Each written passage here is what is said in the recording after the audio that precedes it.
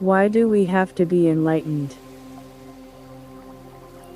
If we don't understand the real concept of the truth, even though we may have been practicing, meditating and cultivating spiritually for a long time, our effort may well be in vain. It is a pity that many seekers, even including Buddhist monks, have not been enlightened because they have been cultivating their minds and bodies, often through great hardships, in the wrong direction. This is why I must begin by establishing the right concept of truth. But before we talk about what the truth is, let's think about the fundamental question: why do we have to be enlightened? This question is very important, but impossible to answer in one word. Why should we realize the truth? Why do seekers throw away all worldly temptations and go on a path to enlightenment that will be very hard, and which maybe nobody will recognize? There must be a purpose and a reason. The first reason is to remove the suffering of life. For that, Sakyamuni, the Buddha, was looked to as a model. The reason Buddha renounced the world was to resolve the issue of suffering from being born, getting old or ill, and dying, which is the fundamental problem to face during life as a human. Buddhism says, life is the sea of suffering, because in life, a person is born and then must die. Suffering comes from clinging to our lives, which appear and thus must disappear. If things were meant to be born and live forever, it would be no problem. However, all beings that are born and exist in the phenomenal world, such as animals, plants and even a stone, have to disappear. Why do people suffer continuously? Because they cling to this impermanent and vain life.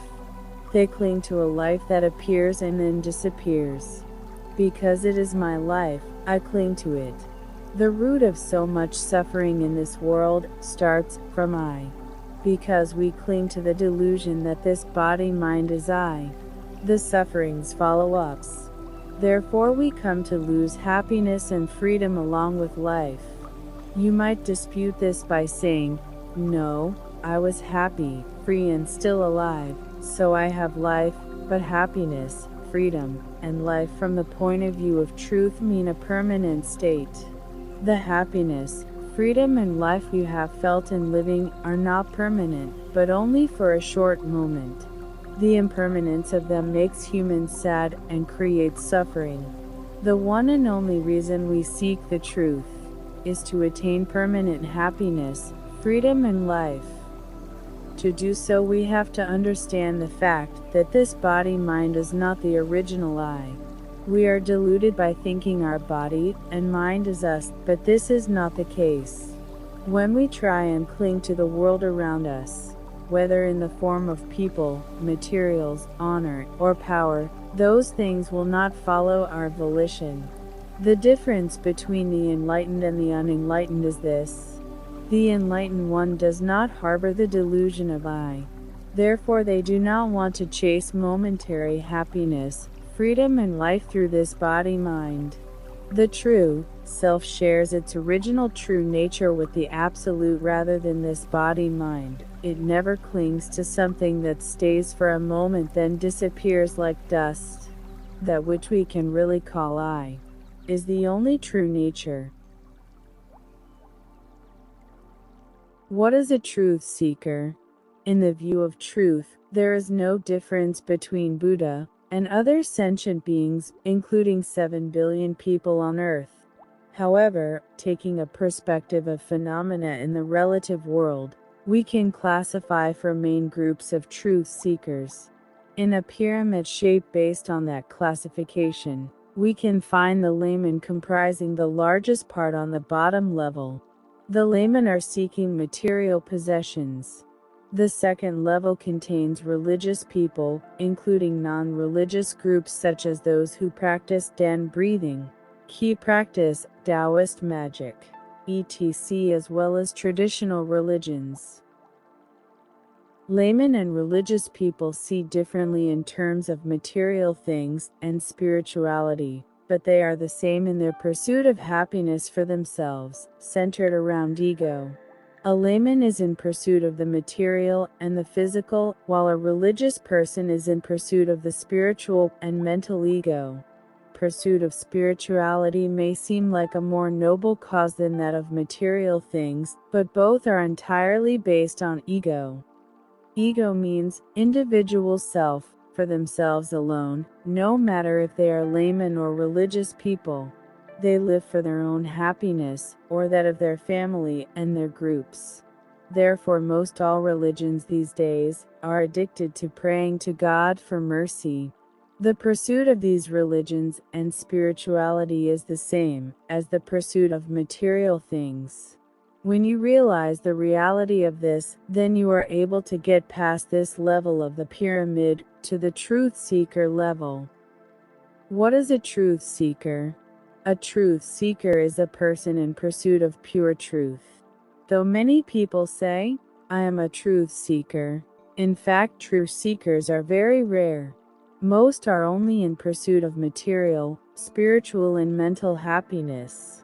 They call themselves seekers because they believe in religion or fall into a world of spirituality, but a true seeker is not in pursuit of egoistic self-realization. Even fortune tellers can call themselves ascetic or gurus.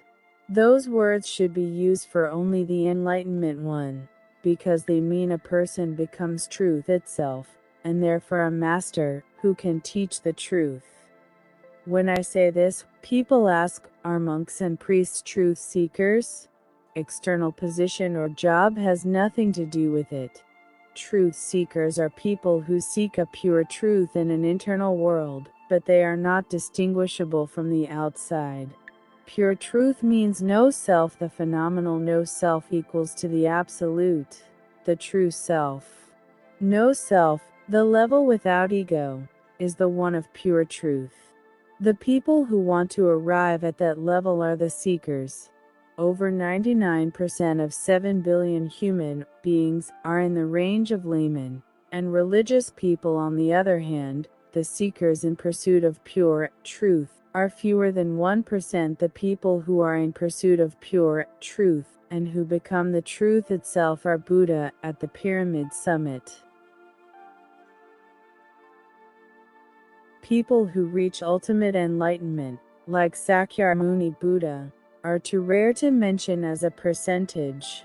But these days, there are many people who insist they are enlightened in Buddhism, or in many other spiritual groups. There are even some groups in which anyone can be enlightened within a week.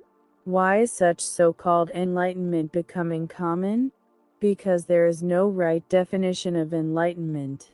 Let's look at its true meaning. True enlightenment means to awaken from the delusion caused by fundamental ignorance and to realize the true nature of things. As soon as we realize no self, the true nature, we become a Buddha. That is ultimate enlightenment.